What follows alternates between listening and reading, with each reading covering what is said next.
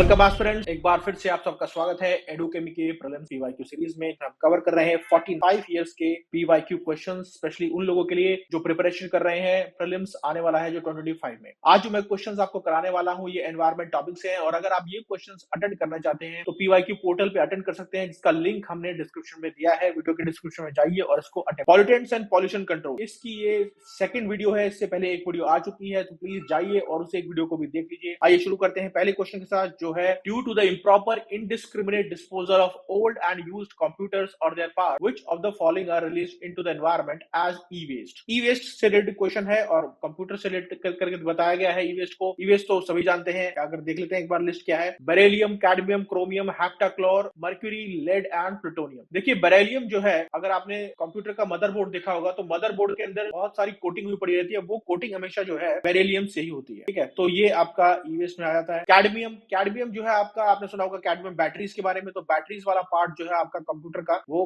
Cadmium का बना होता है। क्रोमियम की लेयरिंग चढ़ाई जाती है कंप्यूटर के डिफरेंट पार्ट्स पे, ताकि कोरोजन रेजिस्टेंट बन सके अंदर का जो सिस्टम है, तो ये आपका क्रोमियम भी यूज हो गया। हेप्टाक्लोर, देखिए हेप्टाक्लोर जो है ये एक तरह का जो है आपका पेस्टिसाइड है, तो इसका कोई लेना देना नहीं है इस पर्टिकुलर उससे, तो मैं इसको एलिमिनेट कर देता हूँ। ऑप्शन 4 जो है एलिमिनेट कर सकते हैं। मर्क्यूरी जो है एलसीडी वगैरह में यूज होता है, आपको पता होगा, वो भी कंप्यूटर में मॉनिटर में यूज होता है। मर्क्यूरी हो गया। तो लेड जो है आपका, जो अंदर की केबल्स हैं उनके जो है पार्ट्स हैं वो लेड के बने होते हैं, केबल्स वगैरह जो है आपका वो लेड के बने होंगे। और प्लूटोनियम जो है ये एक radio active compound, radio active component है, तो वो भी इसमें इस्तेमाल नहीं होता। तो 7 भी आप हटा दीजिए। तो 4 और 7 में अगर मैं हटा दूं, या देख लेते हैं 4 और 7 में हटा दूं तो ये चला गया, 4 और 7 में हटा दूं तो ये चला गया, ये चला गया, तो ऑप्शन जो बचा वो है बी, ठीक है।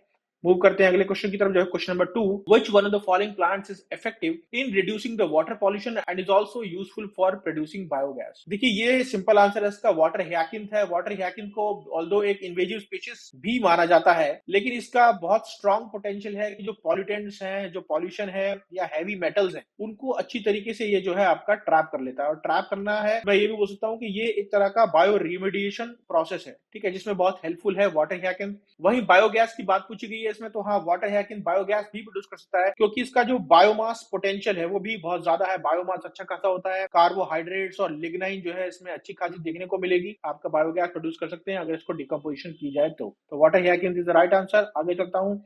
इससे आगे चलने से पहले एक चीज बता देता हूँ कि प्रीलिम सपोर्ट प्रोग्राम जो एडुकेमी लॉन्च कर चुका है 9 दिसंबर को। पहला टेस्ट हुआ था 14 दिसंबर को, दूसरा टेस्ट 22 दिसंबर को, और जो नया बैच शुरू होने वाला है वो है आपका 11 जनवरी को। इसलिए अगर आप ज्वाइन करना चाहते हैं नए बैच को तो 11 जनवरी के लिए तैयार रहिए। अब मैं बता देता हूँ कि क्या कंपोनेंट्स एंड बेनिफिट्स हैं जो आपको फायदा करेंगे इस पर्टिकुलर प्रोग्राम में। फर्स्ट है प्रैक्टिस टेस्ट। लगातार हर टॉपिक के ऊपर थीमेटिक रूप से जो है प्रैक्टिस टेस्ट लिए जाएंगे, चाहे वो पॉलिटी का हो, इकोनॉमिक्स का हो, साइंस एंड टेक हो, इसके लगातार प्रैक्टिस टेस्ट होंगे। मैराथन सेशंस होंगे जिसमें कोशिश ये की जाएगी कि कैसे ट्रेंड को पकड़ना है और किस तरीके के क्वेश्चंस के ऊपर यूपीएससी ज्यादा फोकस कर रहा है। तो ये सब आपको पता लगेगा, तो ऑब्वियसली आपकी जो अंडरस्टैंडिंग है यूपीएससी को लेके वो बढ़ेगी। बुक रीडिंग सेशंस होंगे जिसमें ये बताया जाएगा कि क्या पढ़ना चाहिए और क्या चीजों को फिल्टर आउट करके छोड़ सकते हैं आप। रिवीजन सेशंस, ऑब्वियसली जब इतना सब कुछ पढ़ाई होगी तो रिवीजन बहुत ज्यादा जरूरी है। सेक्शनल टेस्ट, जी हाँ, एक एक सेक्शनल टेस्ट होंगे, चाहे वो पॉलिटी के हो, इकोनॉमिक्स के हो, एनवायरमेंट के हो, हर एक थीमेटिक तरीके से जो है सेक्शनल टेस्ट किया जाएगा। फुल लेंथ टेस्ट सेम वही पैटर्न पे होगा जैसे यूपीएससी लेता है। यूपीएससी मिक्स टेस्ट, जी हाँ, सीडीएस, सीएपीएफ और एनडीए जैसे एग्जाम्स को भी जो है हमने मिक्स किया है, क्योंकि कभी कभी ऐसा हो जाता है कि इस यूपीएससी वाले जो और दूसरे टेस्ट हैं उनमें से भी क्वेश्चन आ जाते हैं। तो करंट अफेयर्स की रिवीजन होगी 2024 से लेकर 2025 तक। सीसैट का सपोर्ट प्रोवाइड किया जाएगा उन स्टूडेंट्स को जिन्हें लगता है कि मैं कहीं ना कहीं सीसैट में वीक हूं, मुझे कुछ ना कुछ हेल्प चाहिए। पर्सनलाइज्ड मेंटरशिप आपके लिए अवेलेबल है, जहां आप अपने मेंटर्स के साथ 1 to 1 बैठेंगे और सारे अपने डाउट्स जो है वो रिजॉल्व कर सकते हैं। टेस्ट डिस्कशंस होंगे, हर टेस्ट के बाद एक डिस्कशन होगा एक्सटेंसिव तरीके से। प्रयास ऑल इंडिया मॉक टेस्ट, जी हाँ, जो एडुकेमी का एक ऑल इंडिया मॉक टेस्ट है उसका नाम प्रयास है, वो लिया जाएगा और इसमें आपकी ऑल इंडिया रैंकिंग्स भी आपको निकाल के दी जाएंगी। वहीं लास्ट ईयर जो स्टूडेंट्स हमारे साथ एनरोल हुए थे, कम से कम 45% स्टूडेंट्स ऐसे थे जिन्होंने क्रैक किया था 2024 का प्रीलिम्स। और जो भी क्वेश्चन हमने लास्ट टीएसपी प्रोग्राम में पूछे, लगभग 50% कवरेज उनकी हुई थी रियल एग्जाम जब यूपीएससी का हुआ था 24 का प्रीलिम्स का। अगर आप इसको अटेम्प्ट करते हैं तो आपसे कॉन्फिडेंस बढ़ेगा, और कॉन्फिडेंस बढ़ेगा तो ऑब्वियसली आपकी एक्यूरेसी बढ़ेगी। चलता हूं अगले क्वेश्चन की तरफ, जो है question number 3। Why is DDT banned in Western countries? देखिए DDT बैंड क्यों है वेस्टर्न कंट्रीज में? इनफैक्ट DDT वेस्टर्न कंट्रीज में नहीं, आजकल इंडिया में भी बहुत सारी जगहों पे बैन हो चुका है। सिंपल इसका है, DDT एक जो है इंसेक्टिसाइड था जो पहले यूज किया जाता था। इनफैक्ट मलेरिया कंट्रोल के लिए भी इसको यूज कर लेते थे कभी कभी, कि मलेरिया की मच्छर बहुत ज्यादा हो रहे हैं तो रेसिडेंशियल एरियाज में भी इसका छिड़काव हो जाता था एक समय में। ये इसलिए बैन किया गया क्योंकि ये और डीकम्पोज नहीं होता है, ठीक है, ये डीकम्पोज नहीं होता है, नॉन बायोडिग्रेडेबल है और बहुत लंबे समय तक जो है आपका रहता है एनवायरमेंट के अंदर, इसीलिए इसको बोलते हैं कि परसिस्टेंट ऑर्गेनिक पॉल्यूटेंट्स। और परसिस्टेंट ऑर्गेनिक पॉल्यूटेंट से एक कन्वेंशन है, मैं चाहूंगा कि आप कमेंट्स में जाके बताएं कि कौन सी कन्वेंशन है वो जो परसिस्टेंट ऑर्गेनिक पॉल्यूटेंट से रिलेटेड है। तो इसीलिए जो है इसका लगातार बैन किया गया है हर कंट्रीज में, क्योंकि ये बहुत लंबे समय तक जो है एनवायरमेंट में रहती थी। तो इंसेक्ट्स जो है आपका ये रहेगा, it remains in environment for longer time, that is option A. चलता हूं अगले क्वेश्चन की तरफ, जो है question number 4, acid precipitation is now regarded as a serious problem in some European and Asian countries. Its major cause और sources, देखिए simple है, जो भी ऑक्साइड्स निकल रहे हैं थर्मल पावर प्लांट से, ऑटोमोबाइल से, इंडस्ट्रियल एमिशंस हो रहा है, चाहे वो सल्फर ऑक्साइड्स हो, नाइट्रोजन ऑक्साइड्स हो, ये सब जो है वाटर वेपर के साथ कंबाइन करते हैं, रिएक्शन फॉर्म करते हैं और फिर वो बाद में जो अल्टीमेटली फॉल हो रहा है वो है एसिड रेन। तो इसका तो सिंपल आंसर है लगातार, लेकिन एसिड रेन पे क्वेश्चन पूछता रहा है घुमा घुमा के यूपीएससी। तो एसिड रेन जो है, एसिड प्रेसिपिटेशन इंपॉर्टेंट है, एक बार इसको जरूर देखिएगा। क्वेश्चन नंबर 4 का आंसर है बी। फिफ्थ, क्वेश्चन नंबर 5 है, if water pollution continues at its present rate it will eventually, कुछ ऑप्शन दिए गए हैं और पूछा है कि वाटर पॉल्यूशन होगा तो अल्टीमेटली होगा क्या। देखिए वाटर पॉल्यूशन आप सभी जानते हैं कि एक्सेस ऑफ न्यूट्रिएंट्स जब डिस्चार्ज होते हैं, या फिर आपका इंडस्ट्रियल वेस्ट अगर डिस्चार्ज हो रहा है, या किसी भी तरीके से जो वेस्ट अगर पॉल्यूशन की फॉर्म में वाटर में जाके मिल रहा है, तो वही आपका वाटर पॉल्यूशन करता है। और लगातार इनकी वजह से होता क्या है, यूट्रोफिकेशन, ठीक है, यूट्रोफिकेशन वर्ड जो है बहुत कॉमन हो गया है, और यूट्रोफिकेशन होने से क्या होगा कि ऑक्सीजन डिप्लीशन होगा। तो वही लिखना है कि make oxygen molecules unavailable to water plants. तो मैं सी को जो है राइट लगाऊंगा। आगे चलता हूं अगले क्वेश्चन की तरफ, जो है question number 6, which one of the following countries is the first country in the world to propose a carbon tax for its people to address global warming. देखिए ग्लोबल वार्मिंग को एड्रेस करने के लिए सबसे पहले कंट्री ने initiative लिया था कार्बन टैक्स का, और वो थी न्यूजीलैंड। और ये हुआ था लगभग 2005 के आसपास। और कोशिश यही थी कि डिस्करेज किया जाए लोगों को फॉसिल फ्यूल्स के इस्तेमाल से, क्योंकि आप जानते हैं कि इंडस्ट्रीज जो है आपका, चाहे ऑटोमोबाइल इंडस्ट्रीज हो या फिर लोग भी जो है बहुत बड़े लेवल पे फॉसिल फ्यूल्स का इस्तेमाल करते हैं, और उनकी कंबस्टन से जो है आपका लगातार कार्बन डाइऑक्साइड प्रोड्यूस होती है। तो ये कार्बन टैक्स लगाया गया था कि आप लोग जो है कार्बन डाइऑक्साइड प्रोड्यूस ना करें, कार्बन जितनी ज्यादा कार्बन डाइऑक्साइड प्रोड्यूस करेगा उसके ऊपर उतना ही ज्यादा बड़ा कार्बन टैक्स लगाया जाएगा। न्यूजीलैंड का सबसे बड़ा इनिशिएटिव था ये। चलता हूं अगले क्वेश्चन की तरफ, जो है question number 7, consider the following, rice fields, coal mining, domestic animals and wetlands, which of the above are sources of methane. बताना है कि कौन कौन से जो है सोर्स ऑफ मीथेन है। देखिए राइस फील्ड जो है आपका वाटर लॉक्ड रहती है, पैडी फील्ड्स, वहां पे एनारोबिक डिकम्पोजिशन होती है, और जब जब एनारोबिक डिकम्पोजिशन होती है कोई भी ऑर्गेनिक मैटर का, तो वहां पे आप देखेंगे कि आपको देखने को मिलेगा कि मीथेन जो है एमिट होगी। कोल माइनिंग, जितने भी कोल ब्लॉक्स हैं वहां पे पहले से ही मीथेन जो है ट्रैप्ड है, और जब भी आप माइनिंग करेंगे तो कोल जो है ब्रेक इनटू पीसेस हो जाएगा, तो वो जो सारी मीथेन के फॉर्म में जो आपका गैस वहां पे एक्यूमुलेट है वो रिलीज हो जाएगी। तो दोनों ही जो है आपका ऑप्शन ठीक है, राइस फील्ड भी, कोल माइनिंग भी। डोमेस्टिक एनिमल्स, देखिए कुछ ऐसे एनिमल्स हैं जिसके बारे में आपने नाम भी सुना होगा, कैटल्स हैं जैसे काउ वगैरह हैं, या फिर गोट भी, तो इनको बोलते हैं कि रूमिनेंट एनिमल्स। और होता क्या है बेसिकली, जब फूड इनकी बॉडी के अंदर जाता है तो एक अलग तरीके की फर्मेंटेशन होती है, जिसको बोलते हैं एंट्रिक फर्मेंटेशन। एंट्रिक फर्मेंटेशन में यहाँ जितना भी ऑर्गेनिक मैटर इनकी बॉडी में है वो डिकम्पोज होता है, और धीरे धीरे धीरे जो है रिलीज करते हैं मीथेन। तो डोमेस्टिक एनिमल्स भी जो है राइट ऑप्शन है। वेटलैंड भी एक वैसा ही हुआ है जहां मैंने बताया कि माइक्रो ऑर्गेनिजम्स अवेलेबल होंगे और एनारोबिक डिकम्पोजिशन होगी। एनारोबिक डिकम्पोजिशन होगी, माइक्रो ऑर्गेनिजम्स अवेलेबल होंगे, तो वहां पे आपका मीथेन रिलीज होनी शुरू हो जाएगी। इसलिए यहाँ पे जो माइक्रो ऑर्गेनिजम्स अवेलेबल है वेटलैंड में उनको हम बोलते हैं मीथेनोजन, ठीक है, मीथेनोजन के नाम जानते हैं। तो चारों की चारों ठीक है, option D is the correct one. चलता हूं अगले क्वेश्चन की तरफ, जो है question number 8, human activities in the recent past have caused the increased concentration of CO2 in the atmosphere, but lot of it does not remain in the lower atmosphere because of what. It escapes into the outer stratosphere, the photosynthesis by phytoplankton in the oceans and the trapping of air in the polar ice caps. देखिए ये लिखा है कि carbon dioxide लगातार जो है increase होती जा रही है एटमॉस्फेयर के अंदर, और कौन से जो रीजन है जिसकी वजह से उसका लोअर एटमॉस्फेयर में होना ना होना तय होगा। तो सबसे पहले लिखा है कि it escapes into the outer stratosphere. जी नहीं, क्योंकि CO2 जो है एक बड़ी हैवी गैस है, और हैवी गैस जो है उसके लिए स्केप करना जो है बहुत मुश्किल हो जाता है, तो वो स्ट्रेटोस्फेयर में स्केप नहीं कर पाएगी। सेकंड पॉइंट है the photosynthesis by phytoplankton in the oceans. Obviously आप जानते हैं कि फोटोसिंथेसिस के प्रोसेस में होता क्या है कि ट्रीज वगैरह इनहेल करते हैं कार्बन डाइऑक्साइड को, ये यूज करते हैं कार्बन डाइऑक्साइड को ताकि अपना फूड बना सके। तो ऑब्वियसली जितने भी फाइटोप्लैंक्टन्स हैं या फिर यूं कह लीजिए जितने भी ट्रीज हैं, चाहे वो लैंड पे हो ओशंस पे हो, वो यूज करेंगे उसको और फोटोसिंथेसिस करेंगे, तो वहां पे कहीं ना कहीं यूज अप हो जाएगी, उसकी वजह से एटमॉस्फेयर में भी कम हो जाएगी।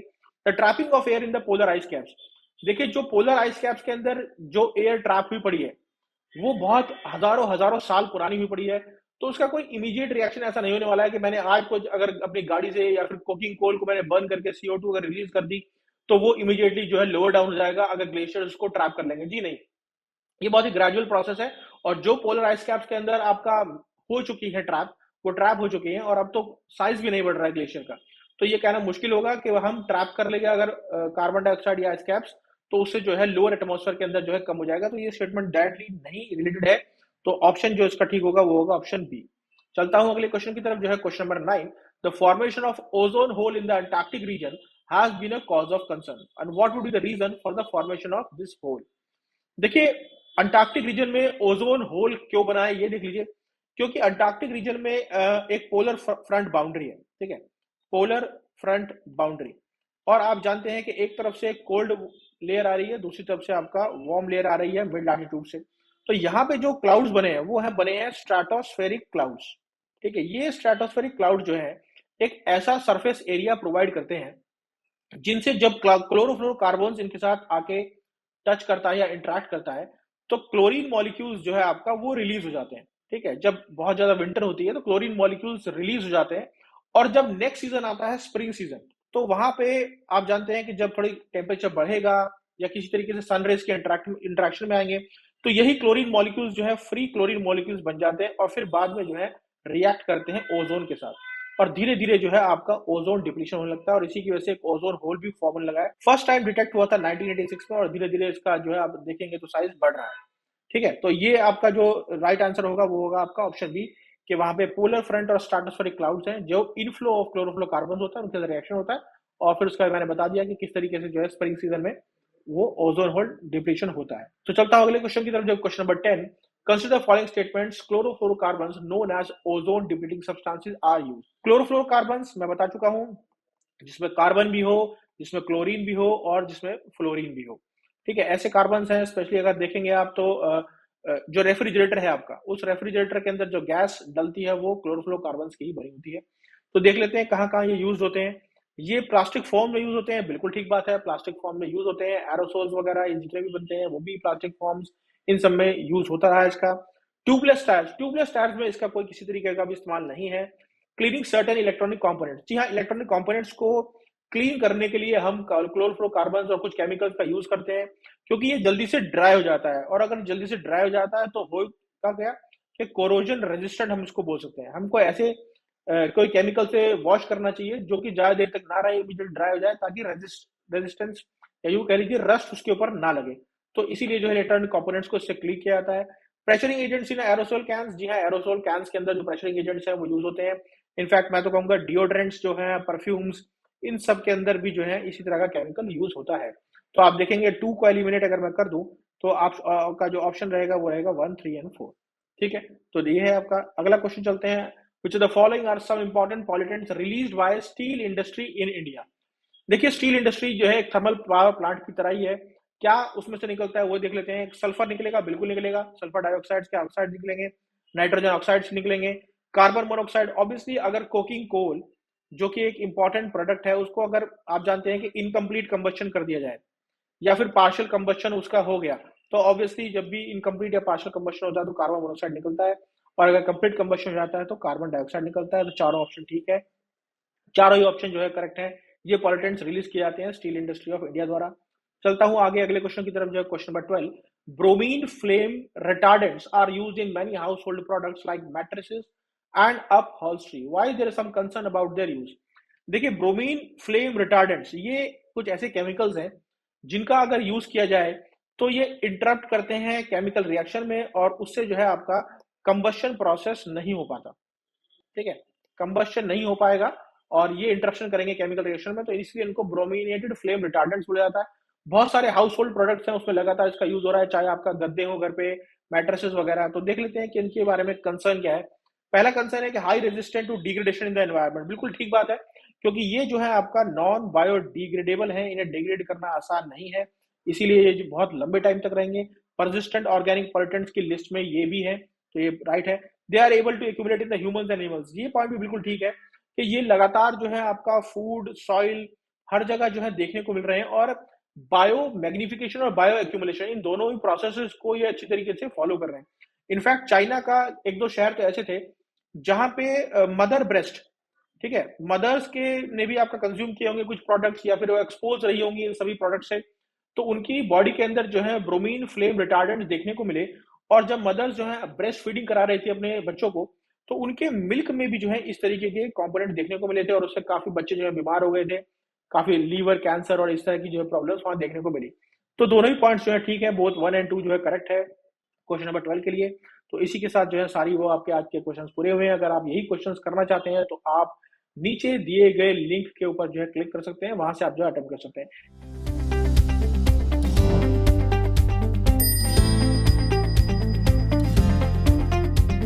एक प्रोमेंटेड टिप देना चाहूंगा जो पहले भी दी थी कि पॉल्यूशन एंड पॉल्यूटेंट्स के जब भी आप टॉपिक कवर करते हैं तो फोकस कीजिए हर तरह के पॉल्यूशन पे, चाहे वो एयर पॉल्यूशन है, सॉइल है, नॉइज पॉल्यूशन है, वाटर पॉल्यूशन है, इन पे अच्छी पकड़ होनी चाहिए आपकी। पॉल्यूटेंट्स के बारे में पता होना चाहिए, चाहे वो एयरबॉर्न पॉल्यूटेंट्स हैं, सॉइल रिलेटेड पॉल्यूटेंट्स हैं, या किसी और तरीके के वाटर रिलेटेड पॉल्यूटेंट्स हैं। लगातार नई नई गैसेस, नए नए केमिकल्स जो है आपका आ रहे हैं न्यूज में, जिनकी वजह से पॉल्यूशन बढ़ता जा रहा है। सोर्स ऑफ पॉल्यूशन क्या है, कोई लेजिस्लेशन अगर हुआ है, कोई इससे रिलेटेड कोई पॉइंट आया है, जैसे ग्रैप अभी बहुत न्यूज में था, उसके बारे में कुछ जानकारी ले लीजिएगा। या फिर इसके अलावा आप जानते हैं वाटर एक्ट है, एयर एक्ट है, ये सब जो है कुछ लेजिस्लेशन है जिनका लेना देना पॉल्यूशन से है। गवर्नमेंट इनिशिएटिव्स अगर इससे कोरिलेटेड है तो उससे जरूर देख लीजिएगा। इसी तरीके से आपका प्रिपरेशन करनी होगी, आपको लगातार पीवाईक्यूज पे नजर रखिए, बना के रखिए। हम फिर हाजिर होंगे अगली बार एक नई वीडियो के साथ। Till then good bye to all.